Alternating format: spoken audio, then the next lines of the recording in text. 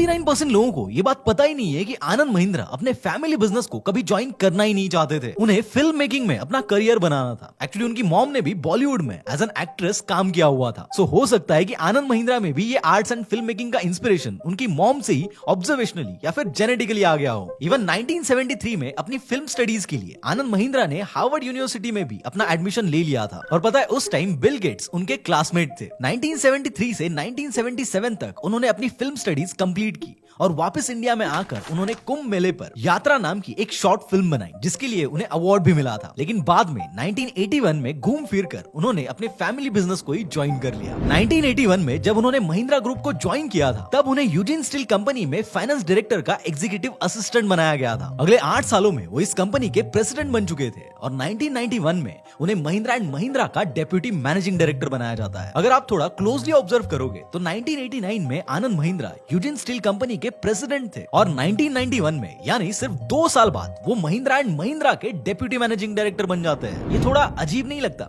क्योंकि एक तरफ एक स्टील कंपनी है और दूसरी तरफ एक ऑटोमोटिव कंपनी है। दोनों कंपनीज के ऑपरेशंस का एक दूसरे से कोई कनेक्शन नहीं है। तो फिर आनंद महिंद्रा को अचानक से महिंद्रा एंड महिंद्रा में क्यों अपॉइंट किया जाता है? इसके पीछे की स्टोरी बहुत इंटरेस्टिंग है, ध्यान से सुनो। अर्ली 1990s में इंडियन इकोनॉमी बहुत ज्यादा वीक हो चुकी थी, जिससे इंडियन कंपनीज की हालत बहुत खराब हो गई थी। इसी के चलते महिंद्रा के शेयर्स की वैल्यू भी बहुत ज्यादा गिर चुकी थी। अब उस टाइम पर कुछ ऐसे इन्वेस्टर्स होते थे जिन्हें कॉर्पोरेट रेडर्स भी कहा जाता था। ये लोग क्या करते थे, मौका देखकर किसी कंपनी के मेजोरिटी ऑफ शेयर्स खरीद लेते थे और कंपनी में मेजर पावर गेन कर लेते थे। अब उस टाइम पर एक ऐसा ही फॉरेन इन्वेस्टर था जो सीक्रेटली महिंद्रा के शेयर्स खरीद रहा था। तो तभी केशव महिंद्रा को डाउट हुआ कि ये इन्वेस्टर शायद महिंद्रा को टेक ओवर करने की कोशिश कर रहा है। इसी के चलते उन्होंने आनंद महिंद्रा से बात की और उन्हें महिंद्रा एंड महिंद्रा का डेप्यूटी मैनेजिंग डायरेक्टर बना दिया। अब आनंद महिंद्रा ने कंपनी में आते ही गोल्डन शेयर होल्डर नाम की एक स्ट्रैटेजी यूज की। उन्होंने क्या किया, उनके जितने भी नजदीकी इन्वेस्टर्स थे उन्हें कंपनी के शेयर्स खरीदने के लिए कहा और इससे हुआ यूं कि मेजॉरिटी ऑफ शेयर्स कंपनी और नजदीकी फ्रेंड्स के पास ही रह गए, जिससे कि डिसीजन मेकिंग पावर भी उन्हीं के हाथों में रह गई। अब जैसे कि मैंने पहले भी बताया था कि 1991 में महिंद्रा एंड महिंद्रा का रेवेन्यू